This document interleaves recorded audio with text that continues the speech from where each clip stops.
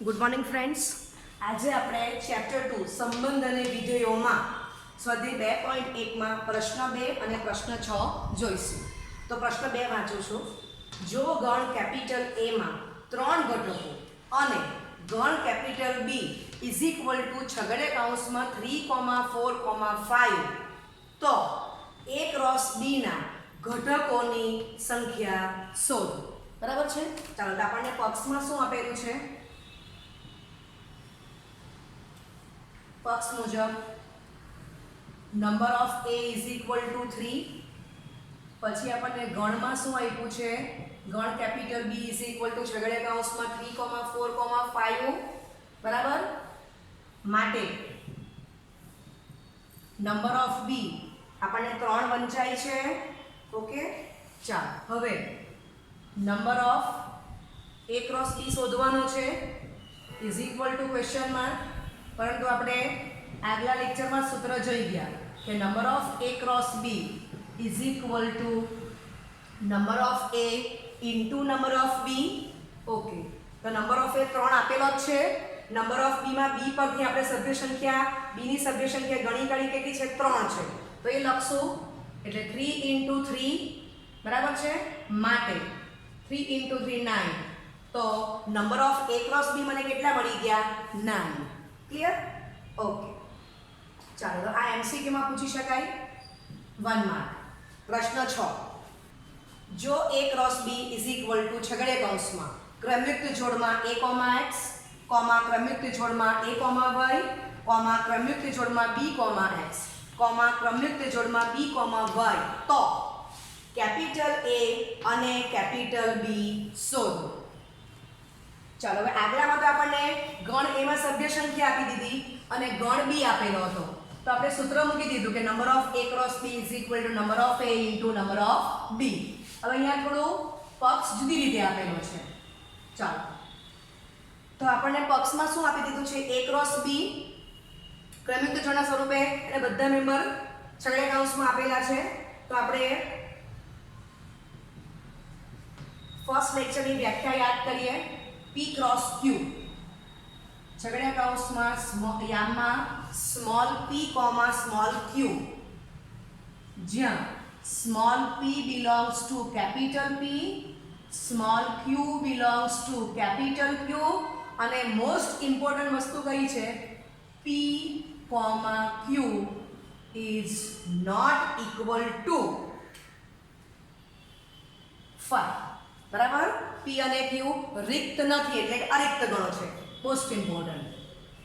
તો આનું આપણે અર્થઘટન શું કર્યું કે P ક્રોસ Q માં ક્રમયુક્ત જોડ કયા પ્રકારે આવશે? તો કે યામમાં સ્મોલ લેટર્સમાં P, Q.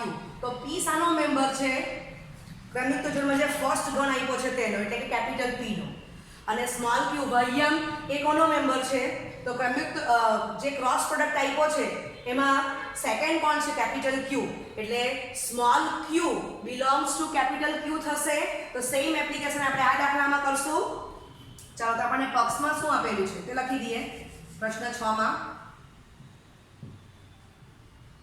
પક્ષ મુજબ A cross B is equal two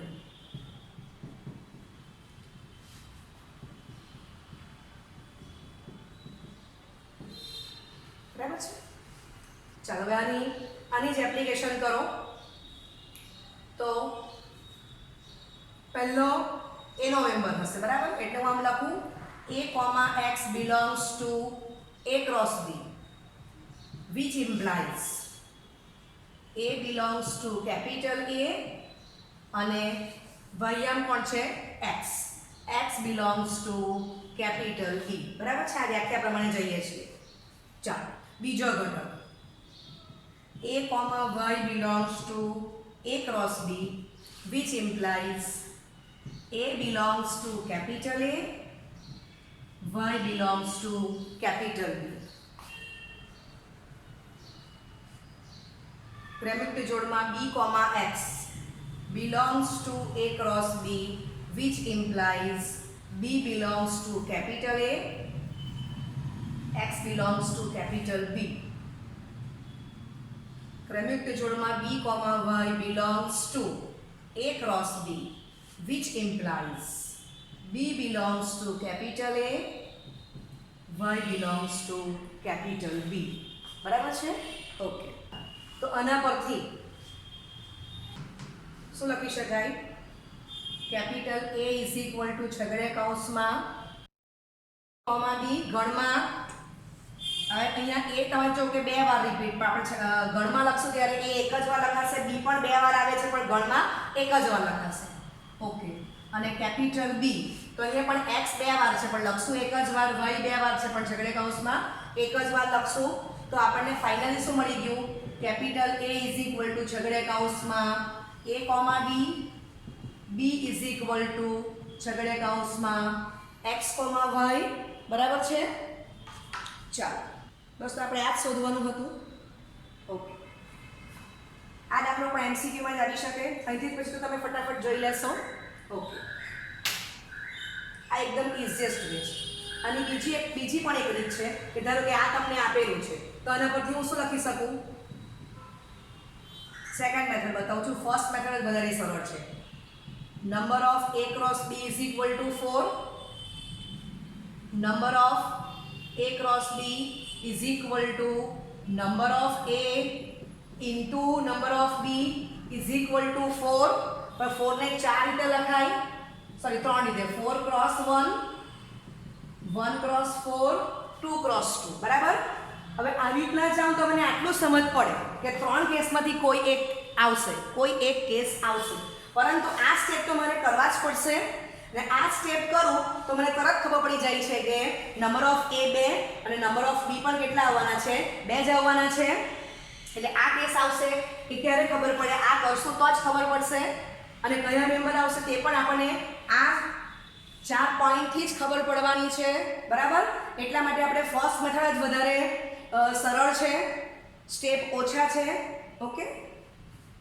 તો ફર્સ્ટ મેથડ ઇઝી રહેશે. ઓકે. 2.1 નો પ્રશ્ન 9 રકમ વાંચીએ.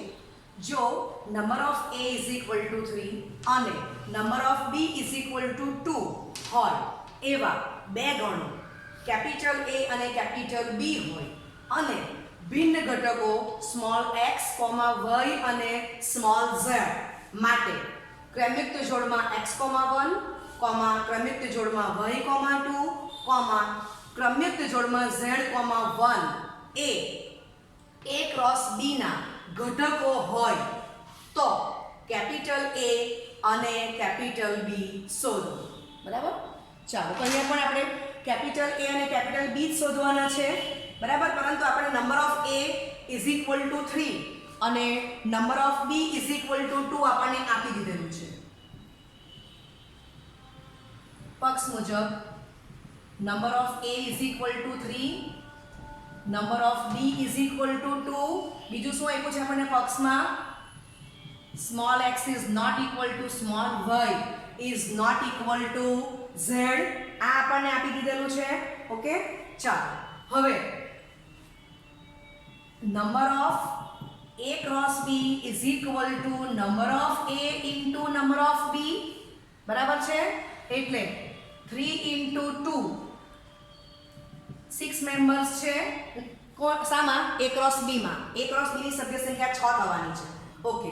આપણે શોધવાના કોણ છે? Capital A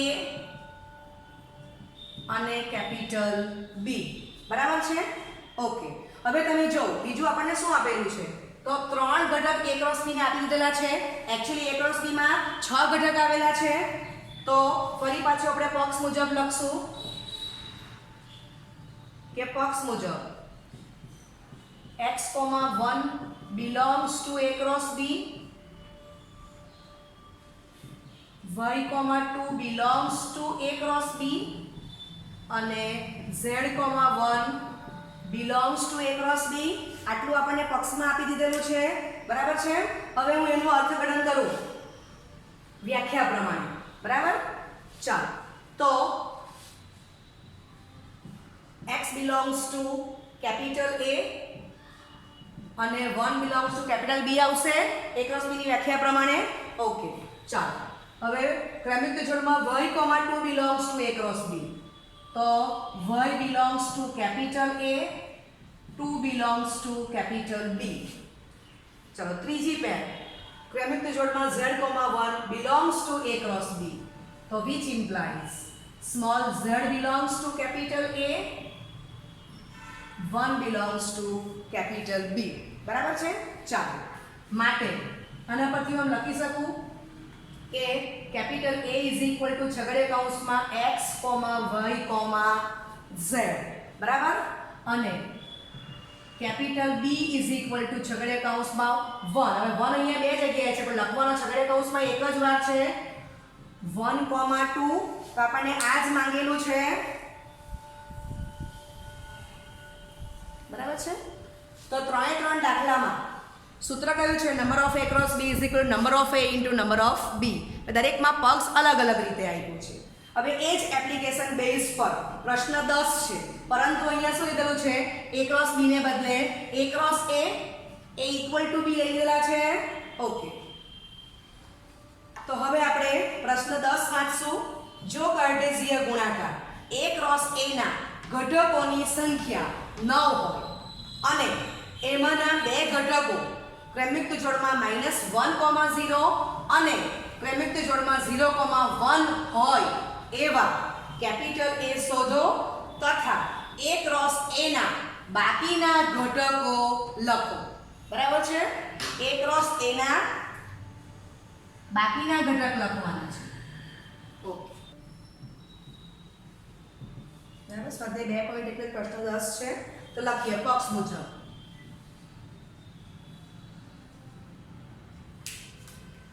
a cross a ના ઘટકોની સંખ્યા 9, ધેટ મીન્સ કે number of a cross a is equal two 9.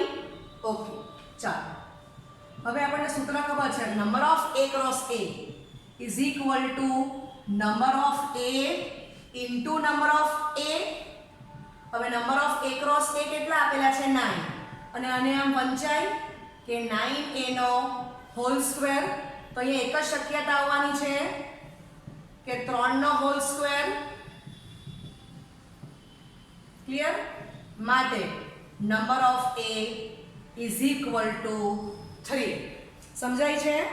આગલા દાખલામાં a ક્રોસ b હતું, જ્યારે અહીંયા a ક્રોસ a આપેલું છે. ઓકે, તો નંબર ઓફ a આપણને 3 મળી ગયા છે. બરાબર? અહીંયા એક જ કેસ આવવાનો. 9 ને હું આમ જ લખી શકું 3 ક્રોસ 3. બરાબર? જો અહીંયા આમ આપેલું હતું કે a ક્રોસ b બરાબર 9, તો અમારી પાસે કેટલી શક્યતા હતી? બરાબર? અહીંયા તો number of a cross a જ આપેલું છે એટલે એક જ શક્યતા આવવાની છે. ઓકે, ચાલો હવે બીજું આપણને પક્ષમાં શું આપેલું છે તે લખીએ.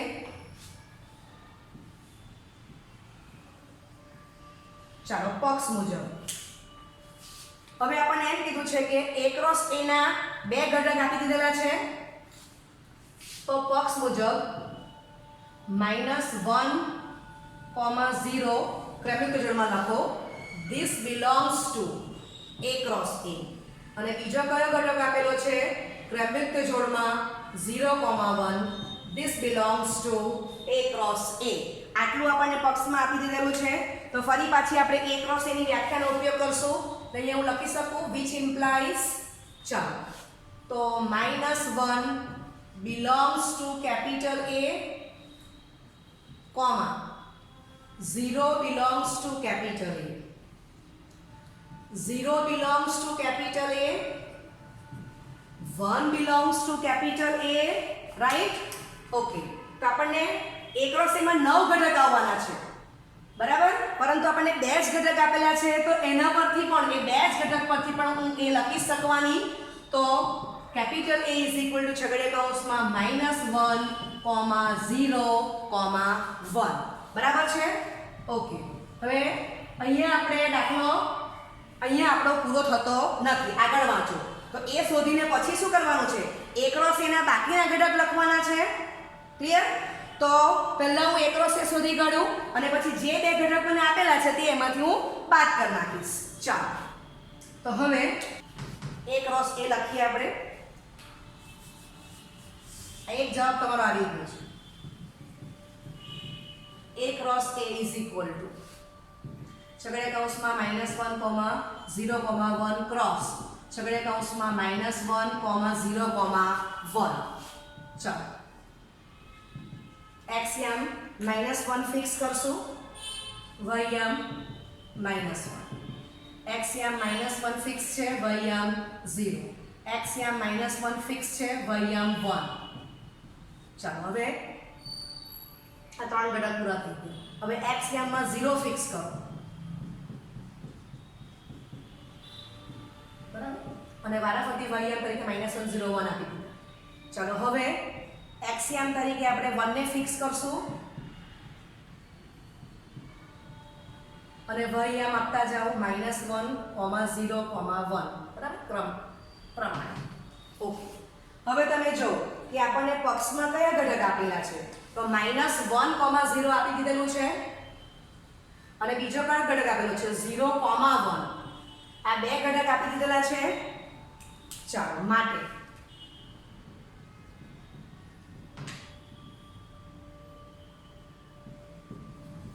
A ક્રોસ A ના -1, 0 અને 0, 1 સિવાયના બાકીના ઘટકો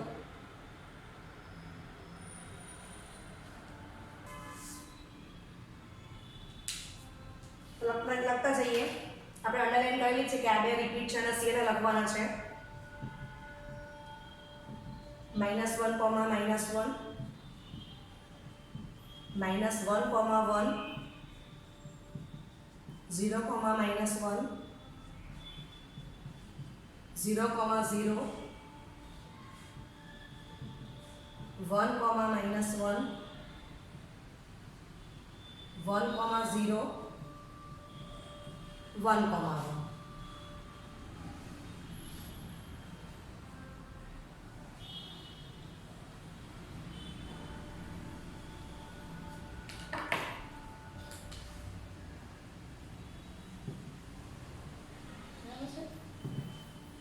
તો બીજો જવાબ પણ તૈયાર થઈ ગયો. ઓકે, તો હું આશા રાખું છું કે તમને આ 4 દાખલા પરફેક્ટ આવડી ગયા છે. ઓકે, ચેપ્ટર 2 સંબંધ અને વિધેયોમાં સ્વાધ્યાય 2.1માં પ્રશ્ન 7 જોઈશું. ધારો કે capital A is equal two છગડીયા કૌંસમાં 1, 2, capital B is equal two છગડીયા કૌંસમાં 1, 2, 3, 4, capital C is equal two છગડીયા કૌંસમાં 5, 6 અને capital D is equal two છગડીયા કૌંસમાં 5, 6, 7, 8. તો નીચેના પરિણામો ચકાસો. પહેલું પરિણામ A ક્રોસ નાના કૌંસમાં B છેદ C ઇઝ ઇક્વલ ટુ નાના કૌંસમાં A ક્રોસ B છેદ નાના કૌંસમાં A ક્રોસ C. બીજો result A cross C A B cross D નો ઉપગણ છે. ચાલો તો હવે આપણે સ્ટાર્ટ કરશું. તો આપણને આ પક્ષમાં આપેલું જ છે.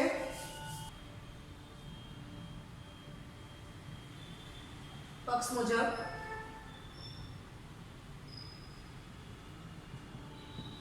બરાબર આપેલ છે. હવે આપણે પહેલો ભાગ લેવાનો છે.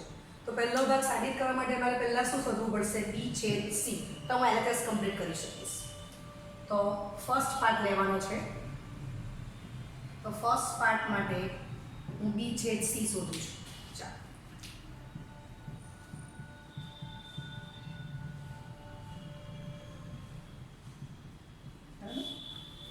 તો તમે જોઈ શકો છો કે B માં જે ઘટકો છે તે C માં નથી અને C માં જે ઘટકો આવેલા છે તે B માં નથી. એક પણ સભ્ય B અને C માં સામાન્ય નથી. એટલે બેનો છેદ શું આવશે? ખાલી ઘન. બરાબર છે? ઓકે, માટે LHS is equal two A cross B છેદ C is equal two A cross 5. તો આપણી કાર્ટેશિયન ગુણાકારની વ્યાખ્યા જ કઈ છે કે A, B not equal to 5 તો જ a ક્રોસ b વ્યાખ્યાયિત છે, અથવા તો p q is not equal to 5 તો જ p ક્રોસ q વ્યાખ્યાયિત છે. બરાબર છે. તો હવે આપણે એક MCQ પણ આગળ જોઈ ગયા છે પ્રશ્ન 4 નું. તો a ક્રોસ 5 એ 5 જ આવવાના છે નંબર 1. ચાલો હવે RHS શોધવાની છે. તો તેને માટે મારે પહેલા શું શોધવું પડશે? a cross b a cross c શોધવા પડશે. તો આપણે પહેલા a ક્રોસ b શોધી કાઢીએ. છગડે કૌંસમાં 1, 2 ક્રોસ છગડે કૌંસમાં 1, 2, 3, 4. બરાબર. એટલે number of a cross b માં કેટલા ઘટક આવશે? 2 ગુણ્યા 4 8 ઘટક આવશે. ચાલો તો x યામ હું 1 ફિક્સ કરી દઉં છું, y યામ વારાફરતી 1 2 3 4 આપી દઈએ.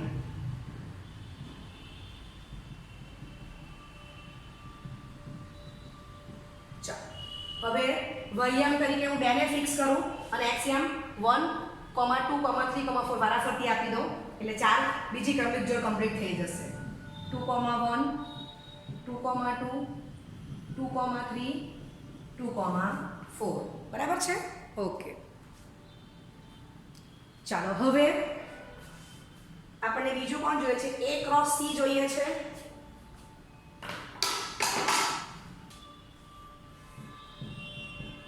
ઓકે. હવે હું a ક્રોસ c શોધવાની છું.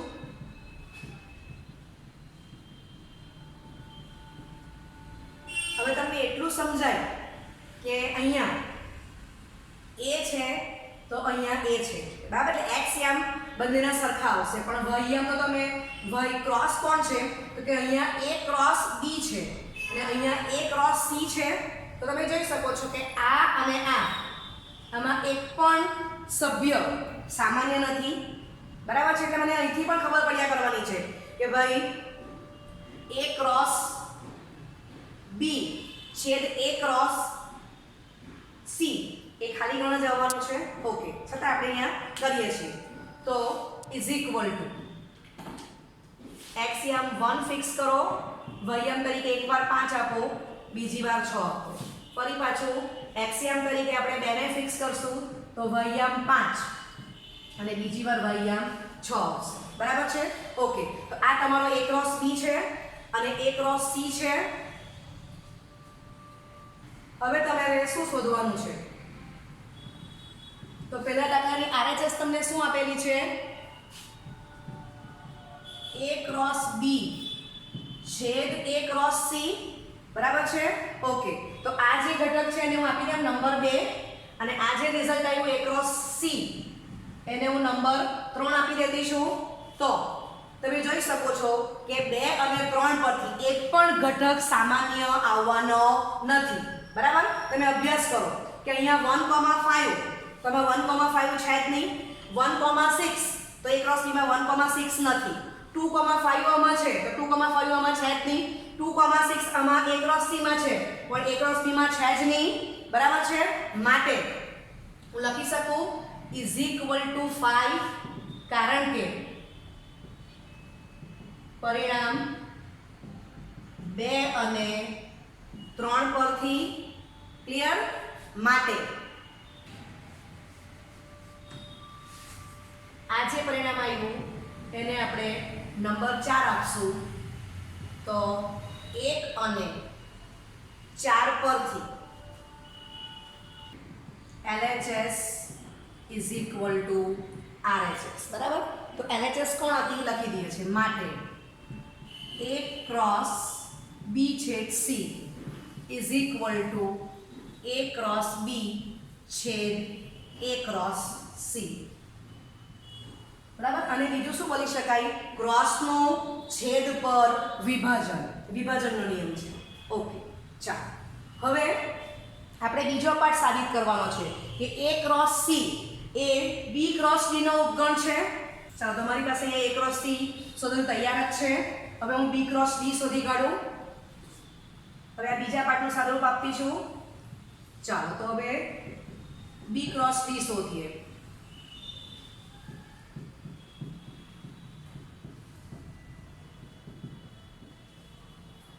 બરાબર છે. 4 into 2 8. ચાલો એક્સિયમ તરીકે 1 ફિક્સ કરો. વયમની વેલ્યુ એકવાર 5 ને બીજી વાર 6. એક્સિયમ તરીકે 2 ને ફિક્સ કરો. વયમ 5 અને બીજી વાર 6 આપશો. ચાલો આગળ. એક્સિયમ તરીકે 3 ને ફિક્સ કરો. વયમ એકવાર 5 અને બીજી વાર 6. એક્સિયમ તરીકે 4 ને ફિક્સ કરો તો વયમ એકવાર 5 થશે અને એકવાર 6 થશે. બરાબર છે. ચાલો હવે તમે જો કે A ક્રોસ B માં 1,5 ઘટક છે તો એ B ક્રોસ D માં આવેલો જ છે. 1,6 A ક્રોસ C માં છે તો B ક્રોસ D માં છે જ. 2,5 A ક્રોસ C માં છે તો એ B ક્રોસ D માં પણ છે જ અને 2,6 A ક્રોસ C માં છે તો એ B ક્રોસ D માં પણ આવેલો જ છે. એટલે હું કહી શકું કે માટે A ક્રોસ C ના પ્રત્યેક ઘટકો B ક્રોસ D માં આવેલ છે. બરાબર. માટે આપણી ઉપગણની વ્યાખ્યા પ્રમાણે A cross C ઉપગણ B cross D. બરાબર છે. આ મેં સંકેતમાં લખ્યું, શબ્દોમાં લખવું હોય તો માટે A cross C A B cross D નો ઉપગણ છે. ઓકે.